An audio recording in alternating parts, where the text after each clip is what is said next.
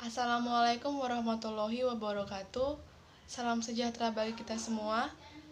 Kami ucapkan selamat pagi untuk Pak Heri selaku dosen pembimbing mata kuliah Kimia Dasar dan juga teman-teman sekalian, kami ucapkan selamat pagi. Di sini kami akan menyampaikan materi kami tentang solution atau larutan. Sebelumnya, perkenalkan, nama saya Etasya Clarencia Bruto dengan NIM 121220042. Sebelumnya, perkenalkan, nama saya Rizky Nakotsarani dengan NIM 121220046.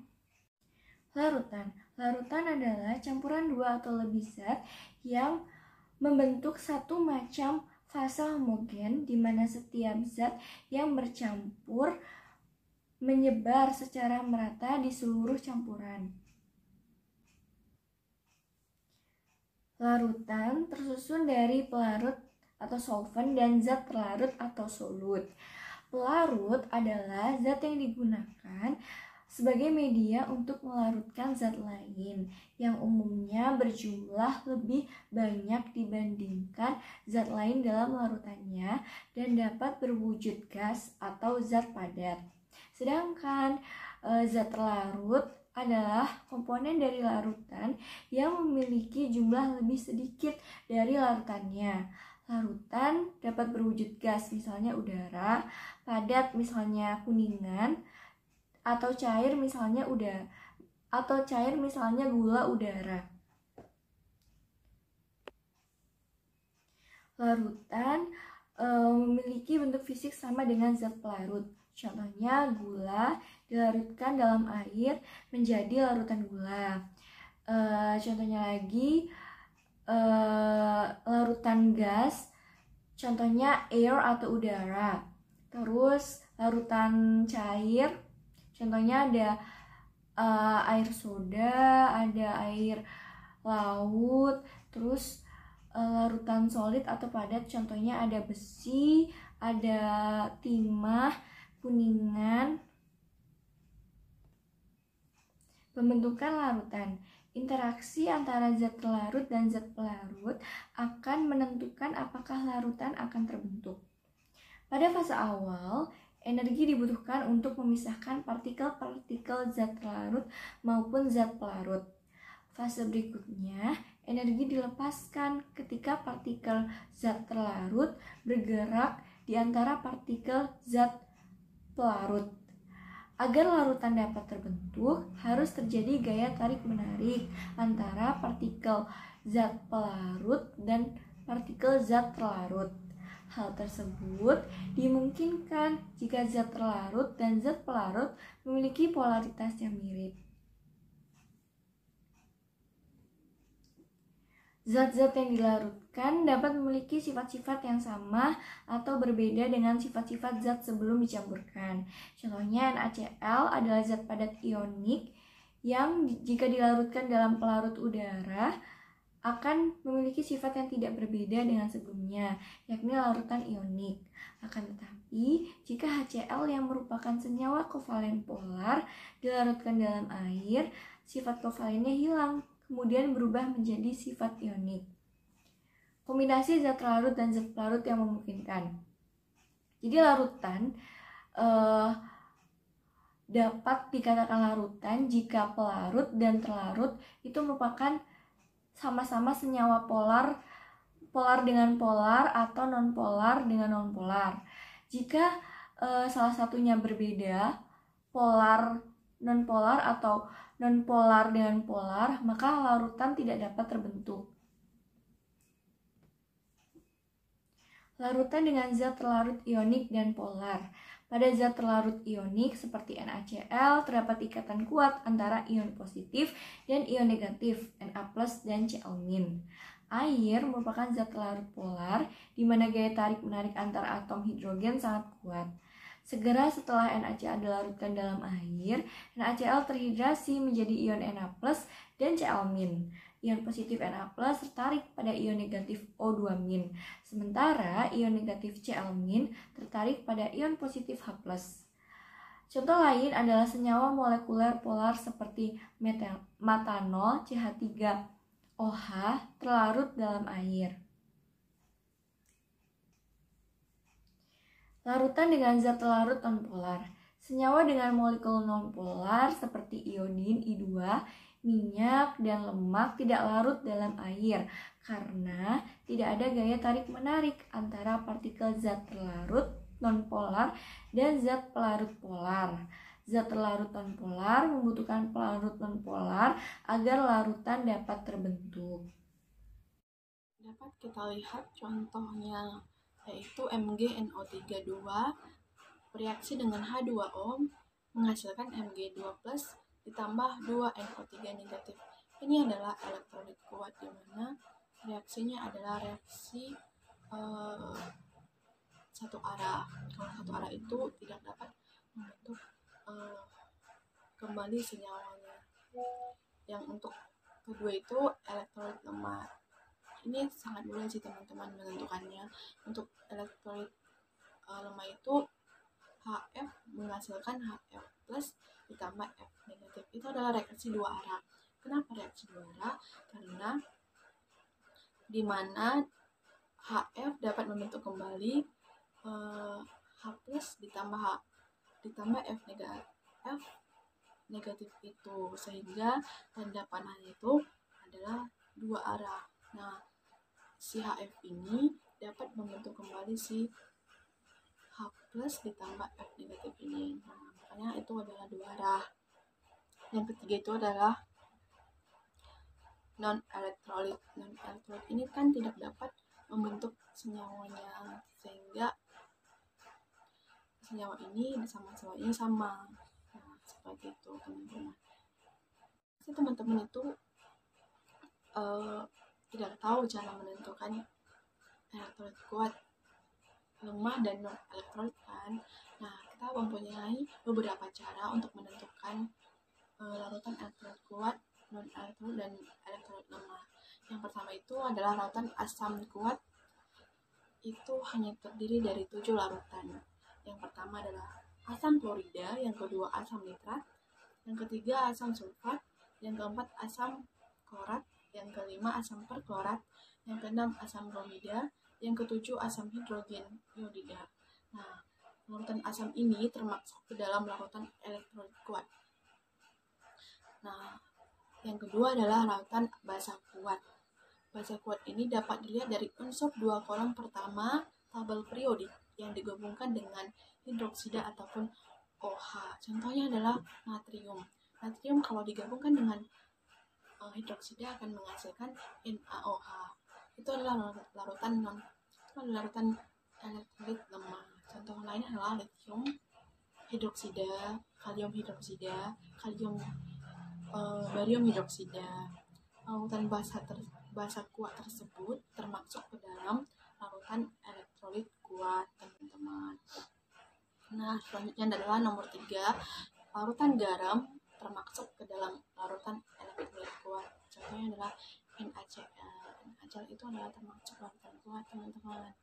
Yang keempat itu adalah senyawa yang mengandung nitrogen ataupun N, itu adalah kemungkinan basa lemah dan termasuk ke dalam larutan elektrolit lemah. Contohnya adalah amonia, amonium hidroksida, hidroksiamin, dan demetilamina. Yang kelima itu senyawa yang dimulai dengan hidrogen ataupun H, itu kemungkinan asam lemah yang termasuk dalam larutan elektrolit lemah. Contohnya adalah asam oksalat. Yang kedua itu asam sulfat atau H2S4, asam askorbat, dan asam fosfat. Yang keenam itu adalah senyawa karbon yang sebagian besar senyawanya organik adalah larutan non-elektrolit. Contohnya adalah urea, glukosa, sukrosa. Yang ketujuh adalah jika tidak termasuk dalam ciri-ciri nomor 1 sampai nomor 6 itu, kemungkinan besar itu adalah non-elektrolit. Meskipun mungkin elektrolit lemah. Nah, itu adalah cara untuk menentukan elektrolit kuat, non-elektrolit, dan elektrolit. Larutan umumnya dinyatakan dalam gram zat terlarut dalam 100 gram zat pelarut. Jumlah maksimum zat terlarut yang dapat dilarutkan dalam zat pelarut. Yang keempat adalah larutan dengan jumlah zat terlarut maksimum disebut larutan jenuh dan sebaliknya juga disebut larutan tak jenuh. Intinya teman-teman, keterlarutan itu adalah seberapa banyak zat terlarut yang dapat kita larutkan ke dalam zat pelarut. Pengaruh temperatur pada keterlarutan. Yang pertama, semakin tinggi temperatur, maka banyak zat terlarut padat yang dapat dilarutkan. Atau solubilitas atau keterlarutan zat padat meningkat. Contohnya adalah penambahan gula pada es teh dan teh panas. Yang kedua tuh, semakin tinggi temperatur, makin sedikit zat terlarut gas yang dapat dilarutkan. Contohnya adalah air yang dipanaskan menyebabkan partikel bergerak lebih cepat dan berusaha menembus permukaan zat cair. Sehingga dapat disimpulkan itu temperatur mempengaruhi tingkat energi atom-atom di dalam molekul dari senyawa yang dilarutkan. Semakin tinggi temperatur, maka energi dari atom-atom molekul itu tinggi. Dia bisa bergerak dengan cepat dengan temperatur yang tinggi dan dapat memudahkan atom-atom berinteraksi dengan atom terlarut dalam pelarut. Selanjutnya adalah senyawa ionik terlarut dan tak terlarut. Yaitu beberapa senyawa ionik tidak terlarut dalam air. Senyawa ionik itu mengandung Cl negatif dan umumnya larut dalam air, kecuali AgCl, PbCl2, dan HgCl2. Yang ketiga itu, senyawa ionik mengandung ion SO4 2 negatif jika larut dalam air, beberapa tidak. Yang keempat itu adalah ikatan ionik pada senyawa ionik terlalu kuat untuk diputus molekul polar air. Nah, yang kelima itu adalah aturan pembentukan larutan dapat digunakan sebagai acuan prediksi apakah akan terbentuk zat itu.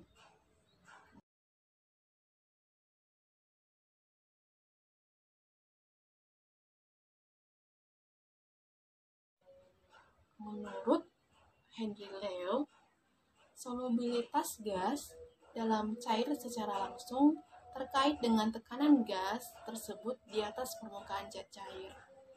Yang kedua, pada tekanan tinggi, banyak molekul gas dapat masuk dan terlarut pada zat cair. Contohnya adalah minuman bersoda diberikan tekanan tinggi agar CO2 dapat terlarut dalam jumlah banyak. Ketika kaleng minuman bersoda itu dibuka, tekanan pada minuman bersoda menurun. Sebagai akibatnya, gelembung CO2 berusaha keluar dari zat cair. Teman-teman pasti pernah minum minuman bersoda kaleng. Contohnya adalah Fanta ataupun Sprite. Nah, jika kita membuka tutupnya, pasti itu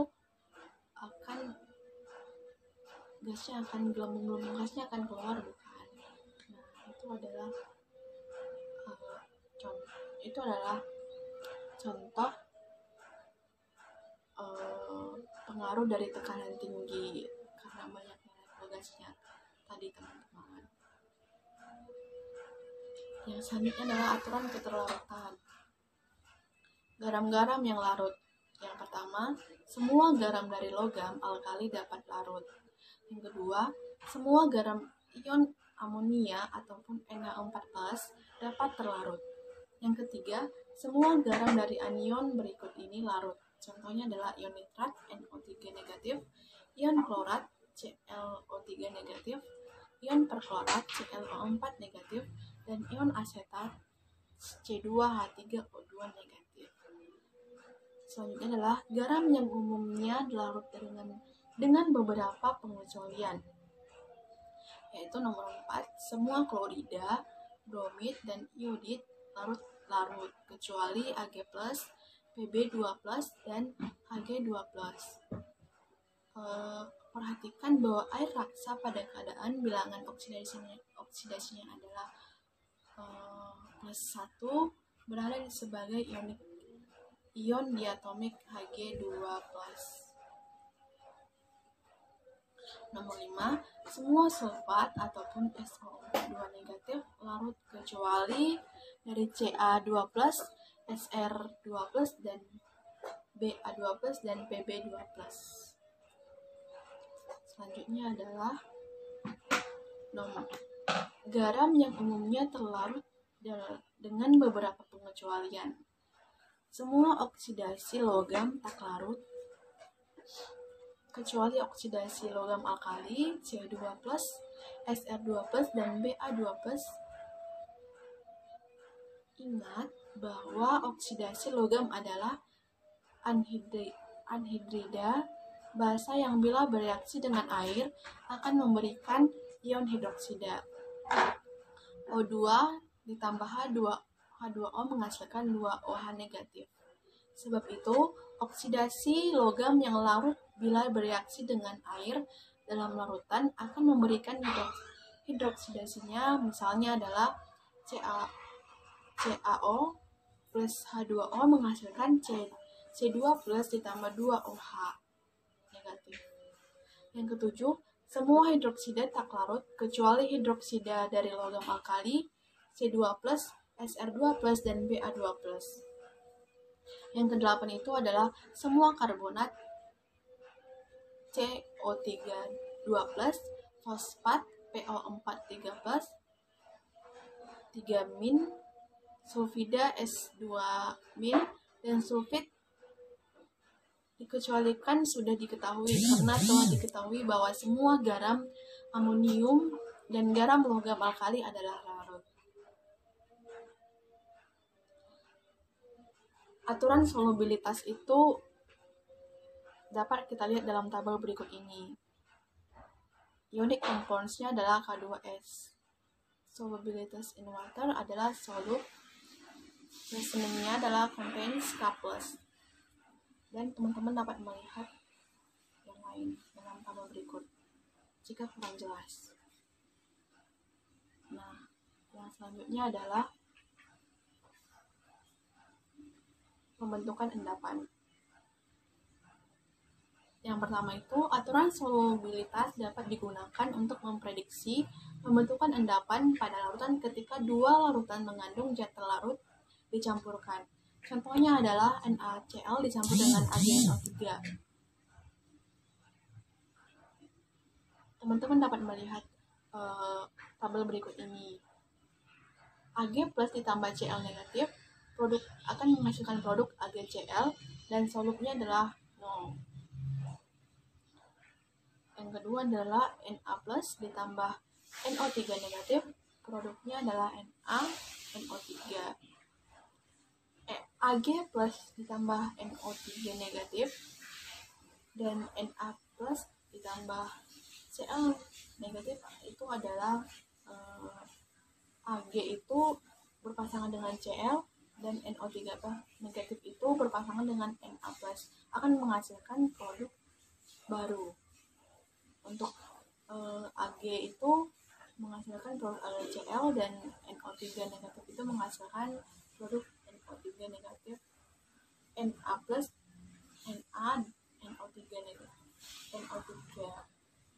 Konsentrasi larutan adalah jumlah zat yang terlarut dalam setiap satuan larutan atau pelarut. Secara sederhana, konsentrasi larutan dapat memberikan gambaran atau sebuah informasi tentang perbandingan jumlah zat terlarut dan jumlah pelarutnya. Sifat-sifat suatu larutan sangat dipengaruhi oleh susunan komposisinya. Untuk menyatakan komposisi larutan tersebut, maka digunakan istilah konsentrasi larutan yang menunjukkan perbandingan jumlah zat terlarut terhadap pelarut. Satuan-satuan konsentrasi terdiri dari molaritas, molalitas, normalitas, fraksi mol, dan persen atau kadar massa. Yang pertama, ada molaritas. Molaritas adalah jumlah mol zat larut dalam 1 liter larutan. Rumusnya M sama dengan N per V. M merupakan molaritas, N sama dengan mol zat larut, dan V merupakan volume larutan. Atau M sama dengan GR per MR dikali 1000 per V. GR sendiri merupakan massa zat larut, MR sama dengan massa molekul relatif zat larut, dan V merupakan volume larutan. Atau M sama dengan 10 dikali persen dikali P per MR. P di sini merupakan massa pelarut. Selanjutnya ada molalitas. Molalitas adalah jumlah mol zat larut dalam 1000 gram pelarut. Rumusnya M sama dengan N dikali 1000 per P. M di sini merupakan molalitas, P-nya sama dengan massa pelarut. Atau M sama dengan GR per MR dikali 1000 per P. GR ini merupakan massa zat larut dan MR merupakan massa molekul relatif zat larut. Yang ketiga ada normalitas. Normalitas merupakan jumlah mol ekivalen zat larut per liter larutan. Rumusnya N sama dengan M dikali valensi. N di sini merupakan normalitas dan M sama dengan molaritas. Selanjutnya ada fraksi mol. Fraksi mol adalah perbandingan antara jumlah mol suatu komponen dengan jumlah total seluruh komponen dalam satu larutan. Rumusnya XT sama dengan NT per NT ditambah NP, atau XP sama dengan NP per NT ditambah NP, atau XT plus XP sama dengan 1. NT di sini merupakan mol terlarut, NP-nya merupakan mol pelarut, XT-nya fraksi mol terlarut, dan XP-nya merupakan fraksi mol pelarut. Yang terakhir ada persen atau kadar massa. Persen atau kadar massa menyatakan jumlah gram berat zat larut dalam 100 gram larutan. Contoh soal, tentukan molaritas larutan yang dibuat dengan melarutkan 50 gram CaCO3, HRCA-nya 40, C-nya 20, O-nya 16 dalam 250 ml air. Pada soal diketahui MR CaCO3 itu sama dengan 40 ditambah 20 ditambah 3 dikali 16. Kenapa dikali 3? Karena CaCO3 O-nya ada 3, jadi dikalikan dengan 3 sama dengan 108. Tinggal dimasukkan ke rumus molaritas. Rumus molaritas ini G per MR dikali 1000 per ml. Jadi sama dengan G-nya 50 per MR-nya 108 dikali 1000 dikali per 250 sama dengan 1,85 mol per liter. Selanjutnya ada contoh soal, diketahui fraksi mol larutan 36 gram glukosa, MR-nya 180 dalam 90 gram air dengan MR 18. Yang pertama mencari mol air dulu. Rumus mol itu kan gram per MR. Gram air ini diketahui 90 per MR-nya air adalah 18. Jadi sama dengan 0,2 mol. Lalu mol glukosa masanya 36. Diketahui masanya 36 dan MR dari glukosa ini 180. Jadi sama dengan 5 mol. Fraksi mol glukosa, tinggal mencari fraksi mol glukosa. Rumusnya X glukosa sama dengan N glukosa per N glukosa plus N air. N glukosanya 0,2 per 0,2 ditambah 5. Jadi sama dengan 0,2 per 5,2 sama dengan 0,038.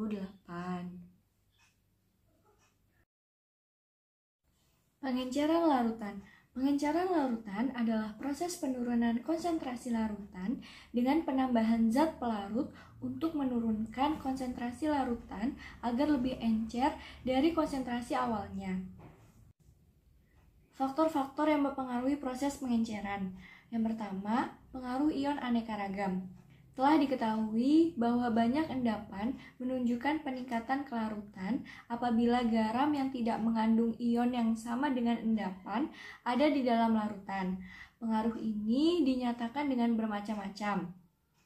Bermacam-macam nama seperti pengaruh ion aneka ragam, garam netral, atau aktivitas. Yang kedua ada pelarut. Kebanyakan garam anorganik lebih larut dalam air daripada dalam pelarut organik. Air mempunyai momen dwikutub besar dan tertarik kedua kation dan anion untuk membentuk ion terhidrat.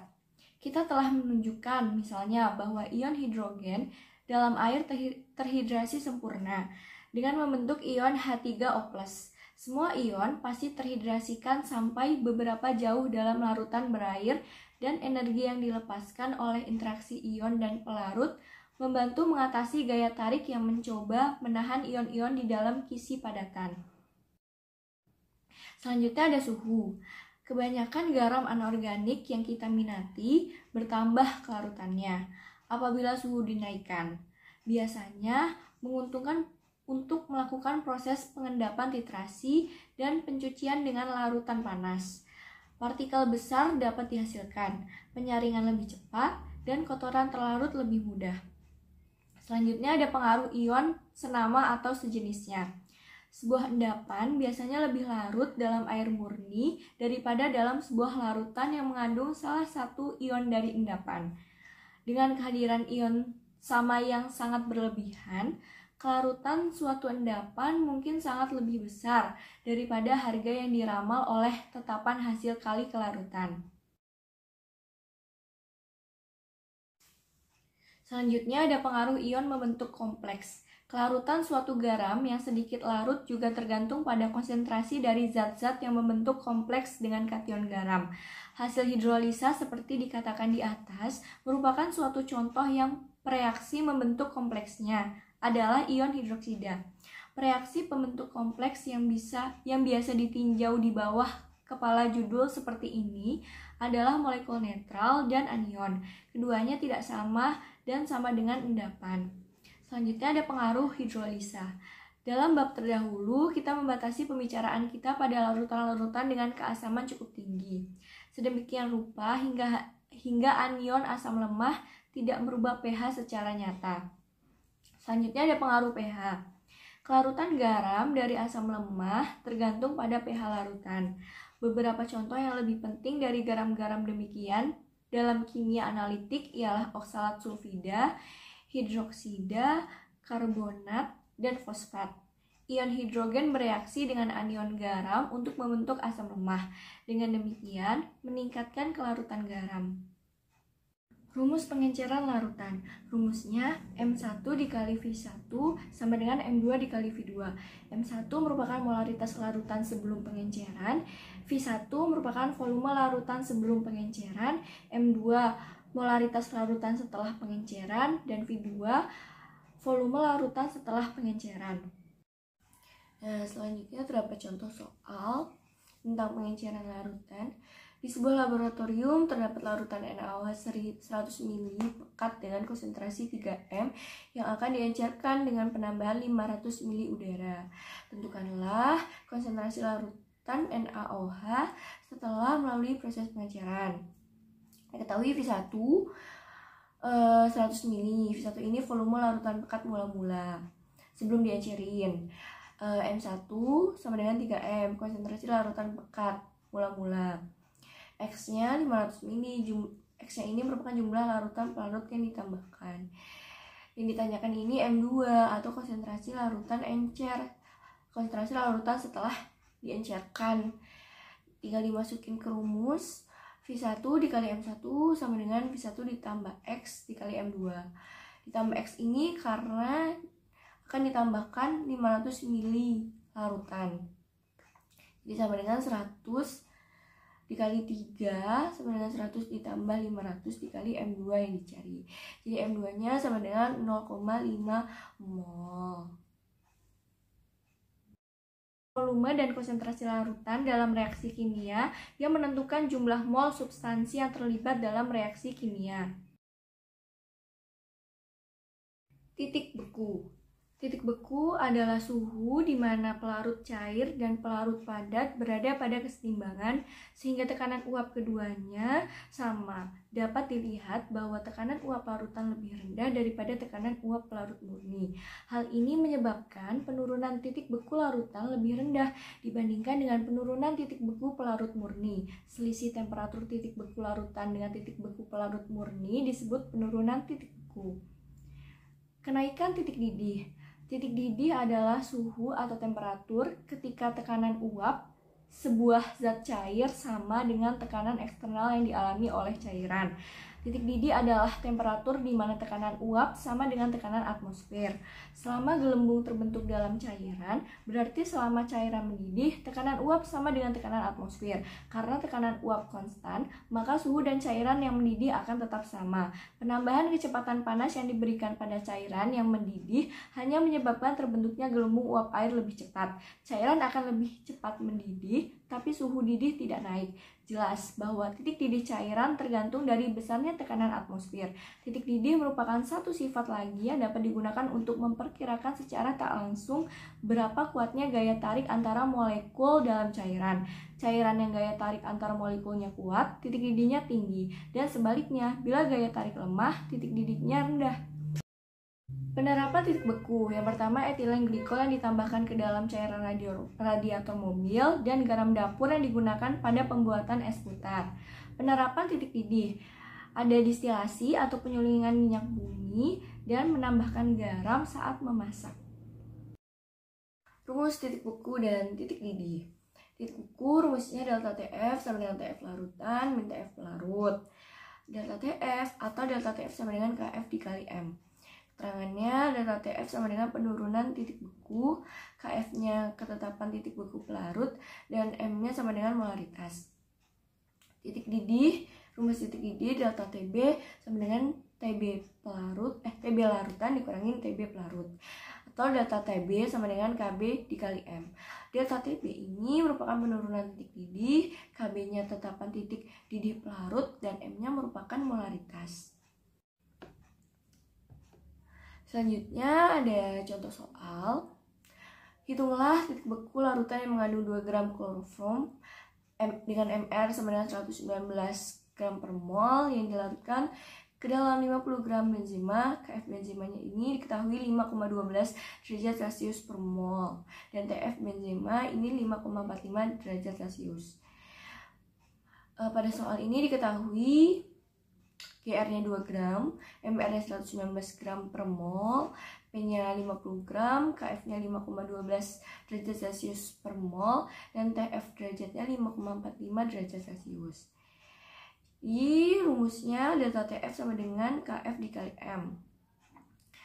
KF dikali M ini molaritas, jadi rumus molaritas itu gram per MR dikali 1000 per P. KF-nya ini 5,12 dikali gramnya 2 per MR-nya 119 dikali 1000 dikali P-nya ini 50. Jadi sama dengan 1,72 derajat Celcius. Rumus dari delta TF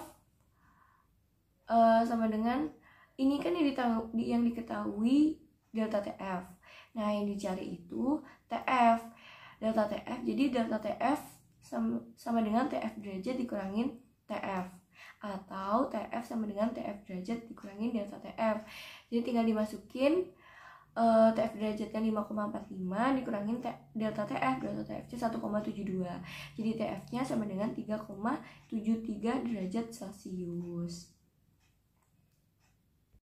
Osmosis adalah sebuah proses dari berpindahnya pelarut dari suatu larutan yang dimana memiliki daya konsentrasi yang cukup rendah ataupun suatu pelarut yang murni dengan melewati berbagai membran semi-permeable. Osmosis merupakan difusi air dari daerah yang memiliki potensial air lebih rendah ke daerah yang potensial airnya lebih tinggi melalui suatu membran semi-permeable. Potensial osmotik suatu larutan selalu negatif yang ekivalen dengan nilai tekanan osmotiknya yang sebenarnya. Jenis larutan osmosis. Yang pertama ada hipertonik. Larutan yang mempunyai konsentrasi terlalu tinggi. Pada larutan hipertonik, sebagian besar molekul air terikat atau tertarik ke molekul gula atau terlarut, sehingga hanya sedikit air yang bebas dan bisa melewati membran. Misalnya, sel darah merah yang hipertonik daripada larutan di luarnya. Kondisi hipertonik mengakibatkan air keluar dari sel dan sel kehilangan volumenya. Akibatnya, sel darah merah yang hipertonik dan akan mengalami krenasi atau pengerutan sel. Yang kedua ada hipotonik, yaitu larutan yang memiliki konsentrasi terlarut rendah. Pada larutan hipotonik, lebih banyak molekul air yang bebas, tidak terikat oleh molekul terlarut, sehingga lebih banyak molekul air yang melewati membran. Misalnya, sel darah merah yang hipotonik daripada larutan di luarnya. Hal tersebut mengakibatkan air mengalir ke dalam sel menjadikan sel membengkak dan berpotensi mengalami hemolisis atau meledak. Yang ketiga ada isotonik, yaitu larutan yang mempunyai konsentrasi terlarut sama. Konsentrasi zat terlarut berarti kedua larutan berada dalam keseimbangan. Misalnya, sel darah merah yang isotonik terhadap lingkungannya. Kondisi isotonik mengakibatkan air keluar dan masuk sel darah merah dalam jumlah yang seimbang, sehingga sel tidak mengalami pembengkakan ataupun penyusutan. Sekian penjelasan materi tentang solution atau larutan. Kurang lebihnya mohon maaf. Wassalamualaikum warahmatullahi wabarakatuh.